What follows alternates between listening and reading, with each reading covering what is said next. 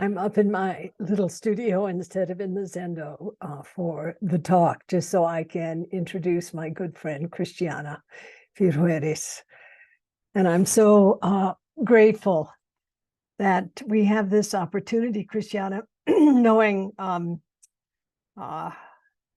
that you and I share a very deep connection through your teacher, Thich Nhat Hanh, and through the Plum Village community, that you brought so much to that community in relation to issues related to the climate catastrophe that we're in. So just a few things about you. It's weird to introduce you because we're close friends. We have done retreat together, have traveled together, have conjured together and taught together. So I feel like I'm introducing my sister, but anyway, here goes. Christiana is a Costa Rican citizen and was the executive secretary of the United Nations Framework Convention on Climate Change from 2010 to 2016. And during her tenure, Christiana brought together national and subnational governments, corporations and activists, women's groups, scientists and spiritual communities, indigenous peoples, financial institutions, and NGOs to jointly deliver the historic 2015 Paris Agreement on Climate Change. And under this agreement, 195 sovereign governments decided on a collaborative path to limit future global warming to well below 2 degrees centigrade and strive for the 1.5 centigrade in order to protect the most vulnerable in every nation. For this achievement, she's been credited with forging a new brand of collaborative diplomacy, and she's received so many awards. Since that time, Christiana has continued to foster rapid action on climate change. She's the co-author of The Future We Choose, The Stubborn Optimist's Guide to the Climate Crisis, and co-host of the popular podcast Outrage and Optimism. And she sits on the board of Accione Energia. Just one more bit about you, Christiana. This wonderful bio I got from your good assistant. She's a graduate of Swarthmore College and the London School of Economics and has been awarded multiple honorary doctorate degrees from academic institutions such as Yale, University of Massachusetts, Georgetown, University of Edinburgh. After decades of living and working abroad, she's moved back to her beloved Costa Rica. And then at the end of your bio, she has 2 fantastic daughters, and I can tell you it's true. Naima and Johanna. So they're fountains of joy and conscientious and total fun. So, Christiana, my dear friend. Thank you. Thank you so much. I don't know if I am unmuted. Thank you for that, Noah. Thank you very much. Good evening, friends. So lovely to be with you. And thank you very much to Roshi Joan and everyone at the Upaya Center for inviting me to be with you this evening and to be in a conversation that I think of as an inquiry into what can climate change teach us. And when I ask that question, I don't mean what does climate change teach us with respect to climate change science or the consequences or the technicalities or the energy technologies, et cetera, et cetera, et cetera. All of that is definitely part of it. But tonight, I wanted to extend an invitation to a different type of teaching, and that is, what does climate change teach us about ourselves? And I would like to do that in the context of a gem of wisdom that we all know and that I, for one, but I'm sure none of you, but I, for one, tend to forget way too often. And that is the truth that those people who make us suffer the most can become our greatest teachers if we pause long enough to realize that our suffering is not just because of what that person or persons has done, but more than anything, it is the result of what is going on inside of us. So it is when we pause and turn our focus inward instead of externally that we become aware of how we contribute to our own suffering, and we have the greatest lessons. So that is the context in which I would like to frame this conversation, because if that gem of truth is true for us as individuals in our personal interaction, it is also true for us at the systemic level. And here I think of climate change as a systemic threat. And so what does climate change teach us about ourselves? Well, first, let me be clear, lest anyone think that I'm just jumping over it, which I'm not. But let's just be clear that climate change is by now completely incontrovertible. There is overwhelming evidence staring us in the face. Many millions of people have suffered what they call the summer from hell this summer because of the droughts, the heat waves, the record-breaking temperatures across the planet, et cetera, et cetera. In fact, scientists are constantly surprised, and they were surprised again this year, by the speed with which we are approaching ecosystem tipping points, which would or could cascade upon each other, making life on this planet extremely difficult, at least for the human species, if not for all other living beings. And so we know that lives and livelihoods are already being affected today. We know that if we do not do our job on climate change, poverty and conflict could become permanent fixtures of our society, as opposed to realities that we could overcome. So let's just be very clear that climate denial is not an option.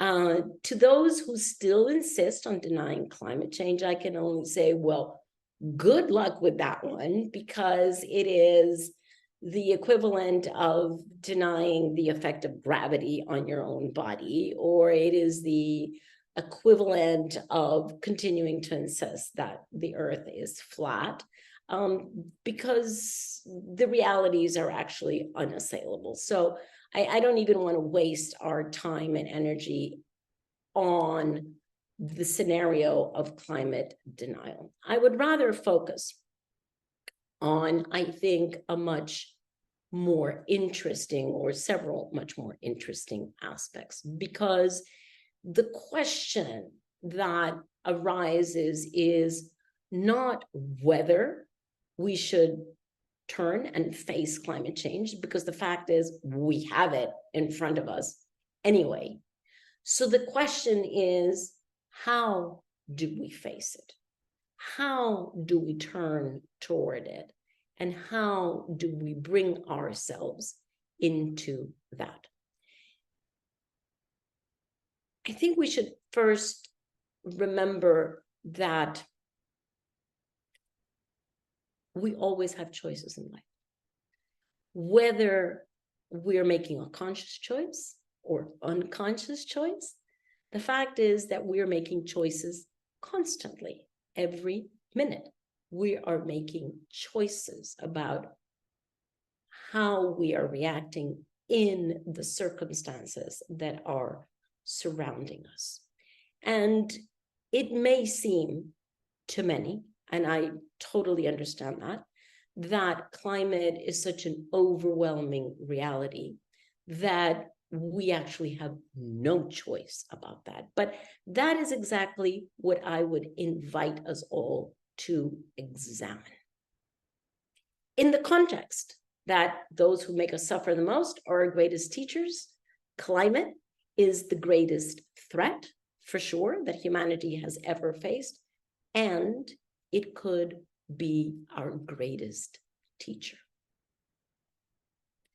So, how do we face the reality of climate and biodiversity loss? And I will say climate, but for me, that's shorthand for climate and biodiversity loss and inequality and gender inequality, et cetera, because let's understand that it is all interlinked. But how do we face this very painful reality of what many are beginning to call the polycrisis, which is all of these crises coming to a head at the same time?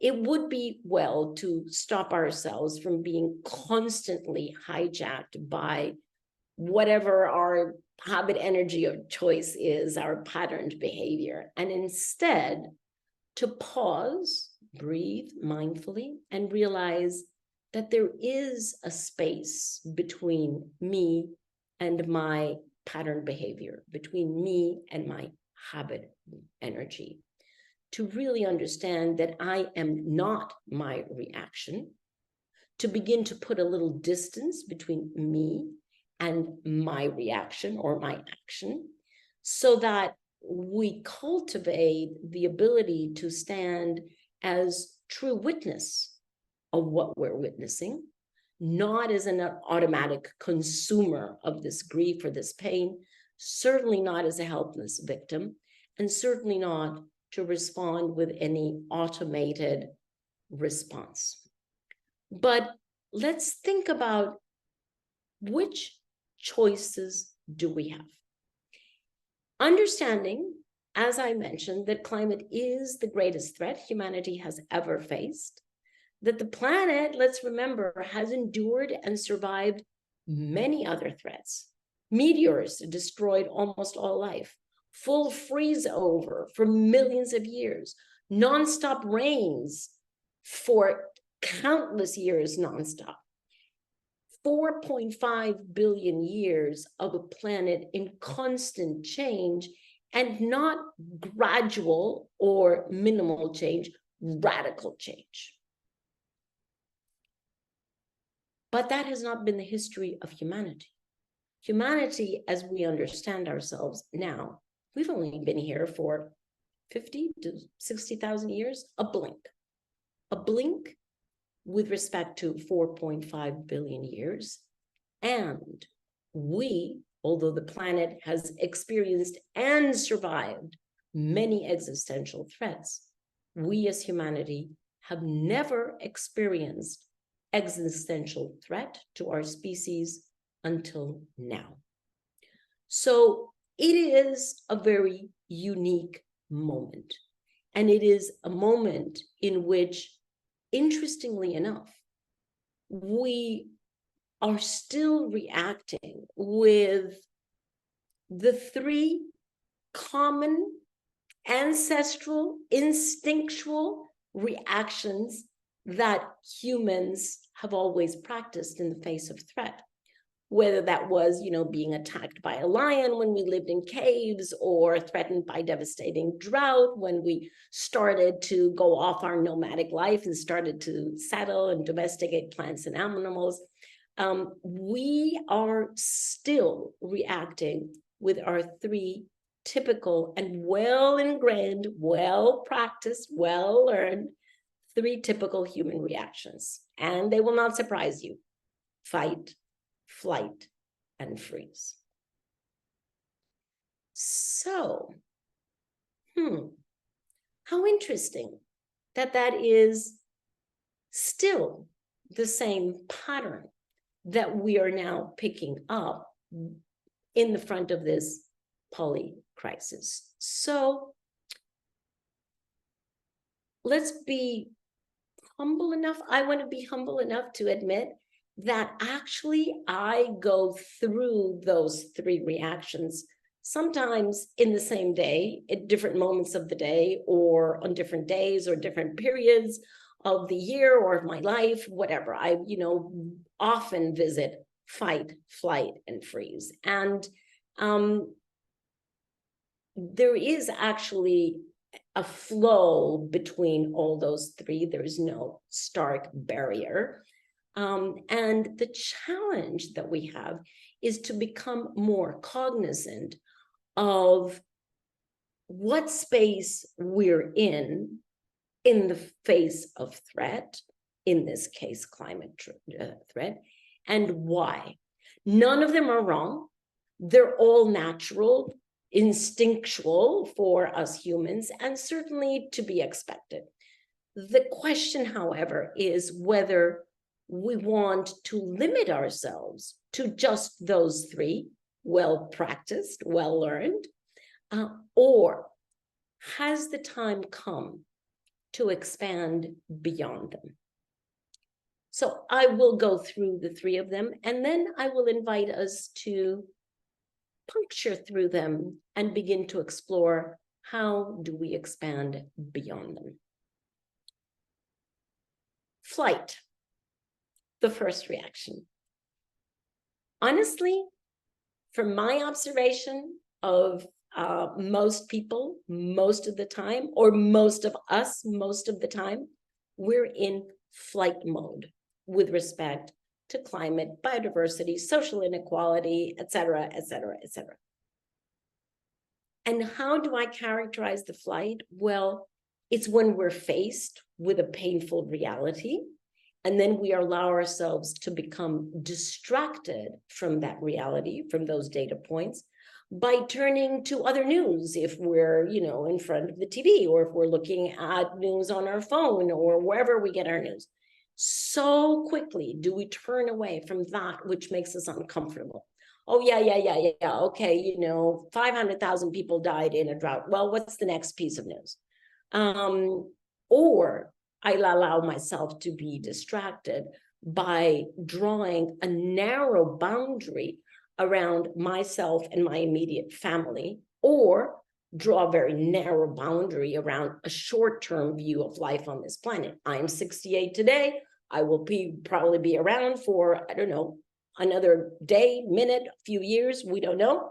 But who cares what's going to happen 20, 30, 40, 50, 100 years from now? That is flight. That is becoming indifferent to that which we are now experiencing. It is not paying attention. It is ignoring because it is more comfortable to ignore. Let's admit it. Now, the cost, the deep cost, the high cost of flight is that it deepens the myth of a separate self. And we self-justify ourselves by acting out and based on the myth of a separate self, as though we were separate from each other, as though it doesn't really matter what happens to other people on the other side of the planet or to future generations, as though we were separate from nature, as though what happens in other species, in the entire web of life of which we are a tiny part, didn't have any effect on us.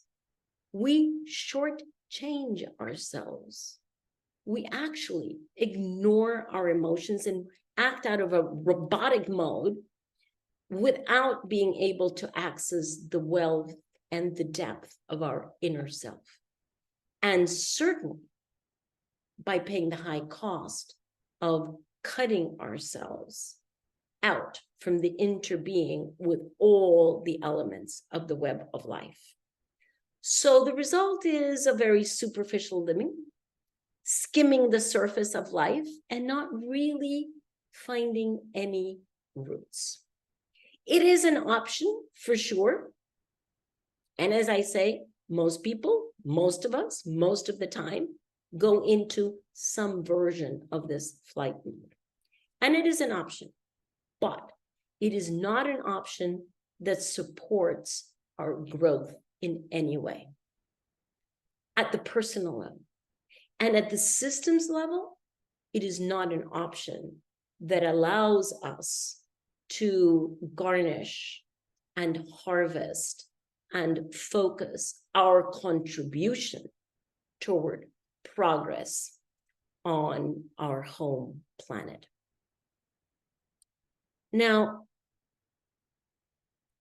it is quite remarkable how many millions of people are now becoming actively engaged in different ways, moving, if you will, away from the flight and ignore, moving into one or other of different types of reactions that are actually, let's engage with this.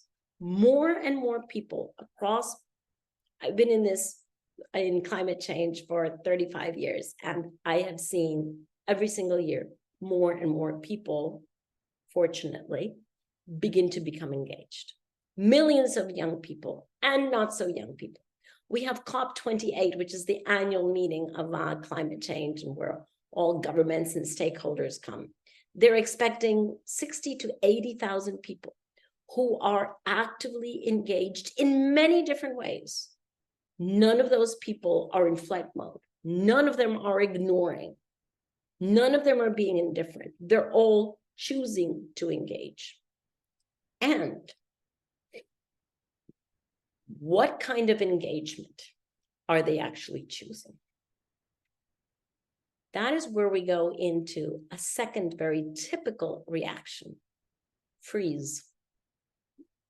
If you're not in flight, you may be in freeze. And what I call freeze is when we are for sure paying attention, so not ignoring and turning the page or changing the channel, for sure paying attention, and however, becoming overwhelmed by the bad news, by the terrible news happening now or projected for the future. And it's not difficult for that to happen. Heat waves this summer, oceans are warming, the droughts, the wildfires, scientists making their projections into the future. Of course, there is a very natural tendency to go into freeze mode, to become overwhelmed, paralyzed by our fear, our despair, our hopelessness, our helplessness, bury myself under my bed covers, dig myself to the bottom of a very dark hole, wallow in depression, despair, burnout. How many colleagues of mine have been in total burnout or are right now in burnout? How often have I scratched burnout? It is very understanding. But when we get there, when we get to what I call the freeze mode, we have become overwhelmed by our emotions and unable to engage, although we think we are engaging. The extreme position of this is what I call pre-traumatic syndrome. And that is how many millions of young people take the science projections as though they were predictions. And they assume that what science is projecting is actually going to incontrovertibly happen.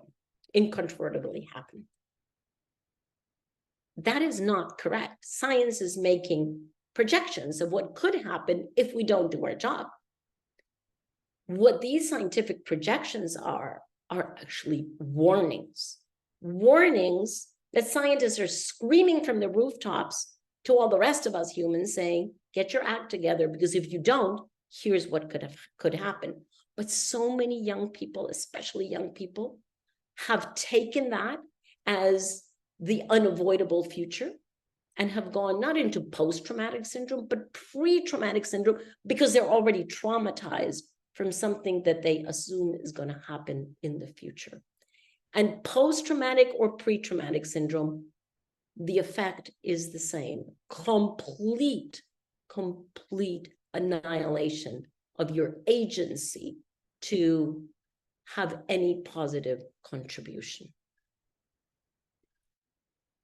So the cost of that, as I say, at the personal level, huge personal cost, mental health issues in so many young people, some of whom have decided that they are the last generation to be on this planet. They don't want to have children. They don't want to think about the future. They are convinced that they are the last generation. Cost? We are disassociating ourselves from our true nature.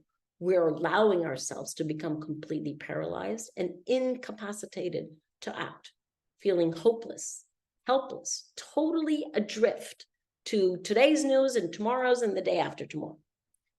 That is the cost at the personal level. At the systems level, we put our anchor into the storm. We stay in the storm. In fact, we become part of the storm, because not only is the storm out there raging, but we then become microphones for that storm. And we actually, willingly or not, we are ratcheting the storm up. We're definitely not contributing toward progress, because we're affirming a reality as though that were the only possibility, as opposed to one possibility, but there are others. So actually, when we freeze into this kind of an emotional state, we're taking 2 steps back. We're not even taking 1 forward and 2 back. We're taking 2 steps back, because we're anchoring ourselves into that storm. Now, as I said, there is a third possibility, and you can think of yourselves, perhaps, how do you react to all of this news, or people that you know? Are they, or are we in flight mode? Are we in freeze mode? Or are we in fight mode, which is the third? And what is the fight mode? The fight mode is characteristic of those moments or those people or those periods in our life in which we take in the same data that we took if we were in freeze mode. We take in the same terrible news, but instead of being overwhelmed by our emotions and diving into our deep dark hole, we actually pull out our boxing gloves and we start looking for the enemy. Who is responsible for this? Who can I blame? Who can I name? Who can I shame? And we end up pointing fingers, certainly at someone else, because it's easier to point fingers at someone else rather than doing our own inner work. And that bottled up anger is actually being fed by anger that has very likely come from previous experiences that have nothing to do with today's news, previous experiences in ourselves, and that then gets released when it is triggered by these upsetting situations and focused on this or that enemy. In the climate and biodiversity and in the inequality communities, et cetera, what we now have is a circular firing squad. Even those of us who are in the climate and biodiversity community, we tend to blame each other, even those in the community. This is my solution. I don't like your solution. Your solution is not good enough. Da, da, da, da, da. If you hadn't said this, and you go on, and you end up in this circular firing squad. The cost at a personal level, of course, is our mental health when we're driven exclusively by anger. The cost to the system is we don't get anywhere either, because the circular firing squad is self-depleting and does not move us forward. Now, I'm not saying that we should never get angry or assign responsibility, just that we should not allow it to control us and determine our actions. Anger, well looked at, well mindfully experienced, allows us actually to see what is not right, what is not right for us, what is not right for us written large. It's actually a portal. It does not have to fuel my action, but it can very well fuel my insight, and it calls me to make choices. And if we do that with compassion toward ourselves and toward others, we begin to regain sovereignty over the circumstances that we feel are much bigger than ourselves. Now, the fact is that most people who are engaged in climate tend to swing on a pendulum between freeze and fight. And they swing on a pendulum between despair and anger, collapsing in burnout, and firing virulent attacks at someone else.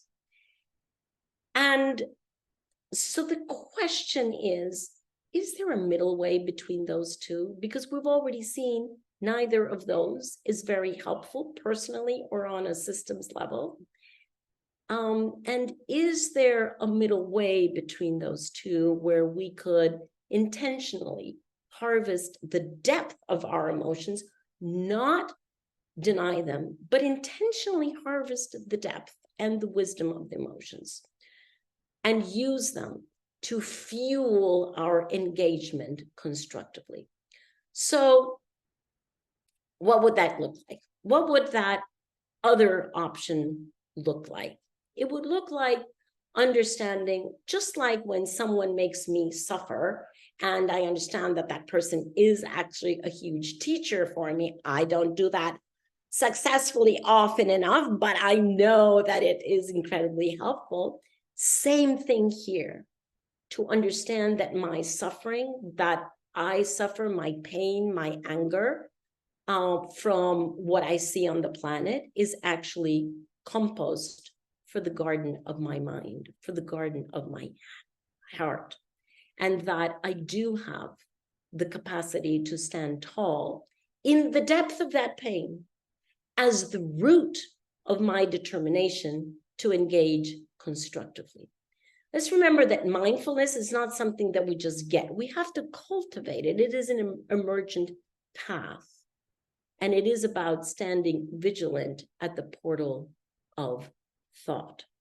So consider that climate and biodiversity loss could be nature's invitation to humanity to either fish or cut bait, to succumb to the apocalypse of our own making, because we're making it in our head, to succumb to that apocalypse, or to use this moment, this incredibly unique moment in the evolution of humankind, this fork in the road, to use this moment to catapult humanity's spiritual evolution. Now we have a very different invitation. And now we are really using the threat of climate change as our greatest teacher, if we're able to catapult humanity's spiritual evolution through facing climate change, biodiversity, and all the rest of the poly crisis. So how would we do that?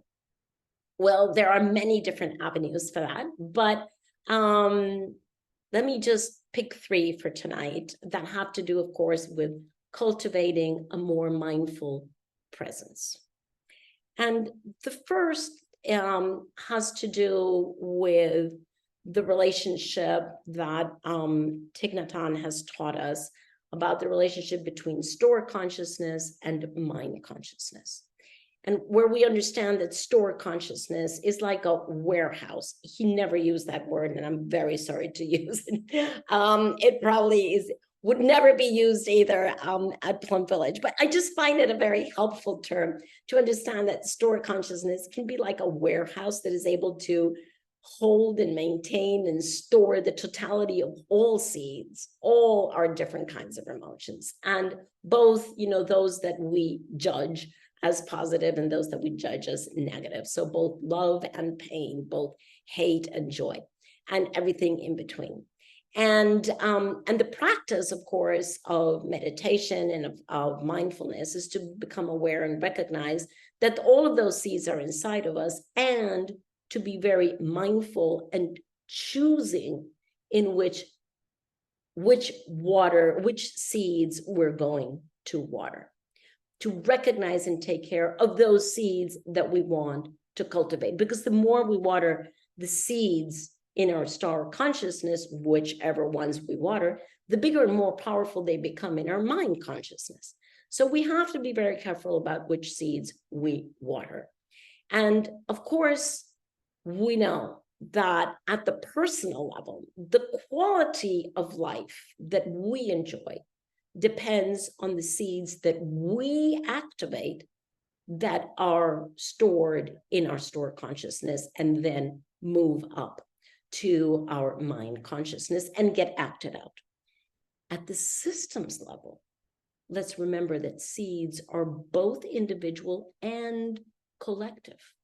They are both ancestral in time and omnipresent throughout all of humanity.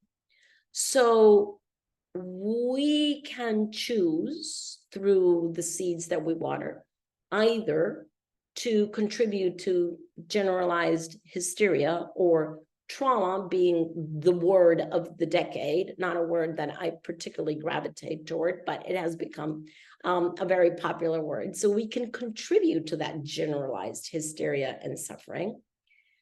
Or we can actually do the opposite and contribute to the collective healing, the collective touching of peace and love. The second piece that has to do with cultivating more mindful presence is to remember the teaching that there is no separate self, that actually everything, everyone, every tiny little element of the web of life is interconnected, that we are, that this is about the interbeing of the entire web of life. And it's interesting to note that when we started this myth of the separate self is way back when we disconnected ourselves from nature, when we ceased to be nomads that depended on nature, and we settled down and started to domesticate plants, animals, women. And that's where we got at the systems level. That's where consumerism started. That's where extractivism started. That's where patriarchy started, from the notion of a separate self. At the personal level, let us remember once again that the quality of our doing is determined by the quality of our being.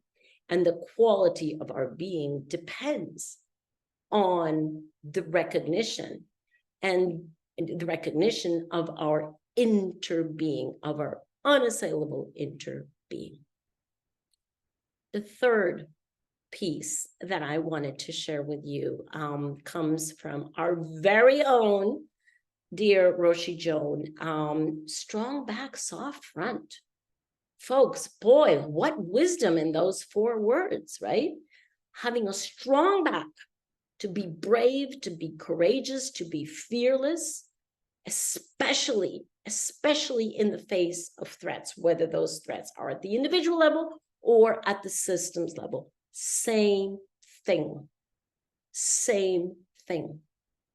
How do we cultivate that strong back so that, yes, we can bend in a strong wind, but we do not break? How do we stand tall, strong, confident, feeling the stability and grounded in knowing that we belong? We belong, and everything that is here belongs with us. And then how do we complement that with the soft front to stay tender and open and loving and in true solidarity with those who are suffering, either because they're losing their lives and livelihoods, or because they are completely buried in their fear and their anger and their hatred. How do we maintain a soft front for even those who actually deserve our true compassion? So those would be, and the list can be very long, but I wanted to pick out 3 elements: historic and mind consciousness, the notion of no separate, the understanding of no separate self, and then strong back and soft front, as elements that help us to cultivate our presence, that gives us grounding and does not leave us open to the pendulum swing between extremes, both of which are unhelpful to us as individuals and certainly to the system. I want to end with some reflections on the notion of time and certainty, and to recognize that Roshi Joan has been teaching me this for, I don't know, 3 years, Roshi, maybe. And the first time that she tried to teach me this, I was pretty obnoxious and said, no, that's not the way it is. But I have learned slowly, but surely I have learned. So the notion of time and certainty, and the reason why, frankly, it has taken me this long to learn this is because I deeply feel that it is the responsibility of all of us alive right now to do everything that is within our capacity to build a better world for those who are coming. And that we don't do without raising our consciousness, without raising our awareness, without a step up in our spiritual evolution. I understand that. And also, I have this ticking clock inside of me, because I know that science has been very, very clear in saying we have to be able to change course, not over the next 50 years, over the next 7 years. By 2030, we will have already chosen in what direction the planet will continue to evolve with respect to all of its ecosystems. And so in my anxiety about that, I had actually turned a blind eye to a very important insight, which is that, yes, it is very important to meet the 2030 deadline through our actions out there in the outer world, but that the way we meet the 2030 deadline is just as important as meeting it. And the way we meet the 2030 deadline has to do with who we are inwardly, who we are, what choices are we making, conscious, intentional choices. Because the fact is, my friends, we don't really know where the planet is going to go. 4.5 billion years of ups and downs that we couldn't possibly have imagined. So where are we going to be 50,000 years from now, which is basically human presence, 50 or 60,000 years? We don't know. We do know that everything is impermanent.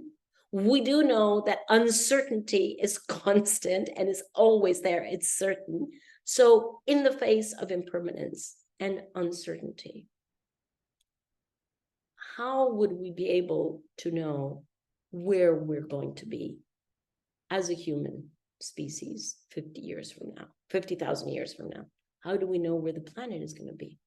We don't. and we have to accept that. But the question that then arises for me is, how do I want to be in the meantime? While I'm here, in this little human experience that I am living right now, how do I want to be? And to remember that every one of my thoughts, every one of my words, every one of my actions carries my signature. And to begin to consider that climate could be, let's call it the human gym for spiritual evolution.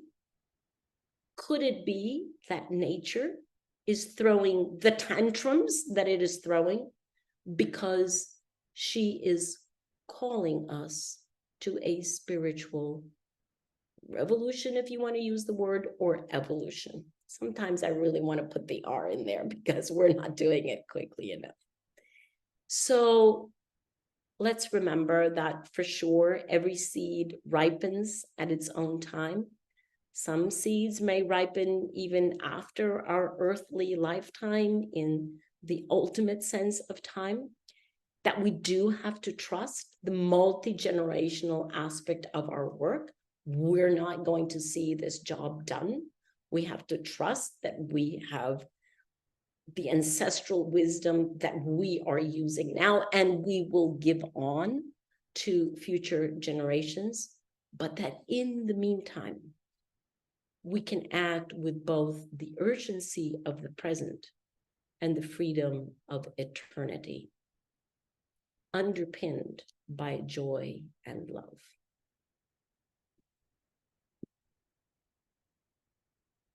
Christiana, such a powerful call to action, to being, and to compassion.